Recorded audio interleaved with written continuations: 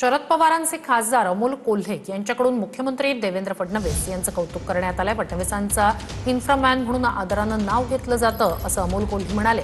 तर मला अजून ऑफर आली नाही, ऑफर आली तर विचार करू असं अमोल कोल्हे यांनी भुवया उंचावणारं वक्तव्य केलंय। माननीय मुख्यमंत्र्यांची ही प्रतिमा आहे की मी खोटं काय बोललो? माननीय मुख्यमंत्र्यांना मला सांगा आता जे काही केंद्र पातळीवर वेगवेगळ्या नेत्यांची महत्वाच्या भविष्याच्या दृष्टीने नावं घेतली जातात, या प्रत्येकाचं एक वेगवेगळं डिस्क्रिप्शन हे दिल्लीच्या सर्कलमधून एक बघितलं जातं।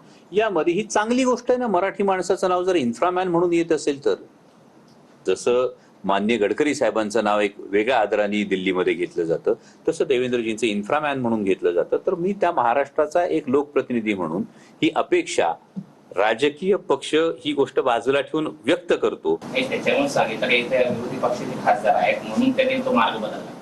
अशी ऑफर आतापर्यंत माझ्याकडे आली नाही, म्हणजे अशी काही ऑफर आली तर विचार करू। मी विचार करू असं म्हणालो, जाऊ असं नाही म्हणालो। काय झालं तरी आमदार आणि खासदार आमचे काय फुटणार नाही। सगळ्या खासदारांवर आमचा विश्वास आहे, डॉक्टर अमोल कोल्हेंवर पण विश्वास आहे, त्याबरोबर आमदारांवर आमचा विश्वास आहे, त्यामुळे तसं काय होणार नाही। विषय एवढाच आहे, कुणी कुठेतरी चर्चा केली असावी, नाही तर भाजपमधून मुद्दामून काही लोक अशी चर्चा पेरत असावे, पण काही झालं तरी आमचा पक्ष फुटेल असं मला तरी वाटत नाही।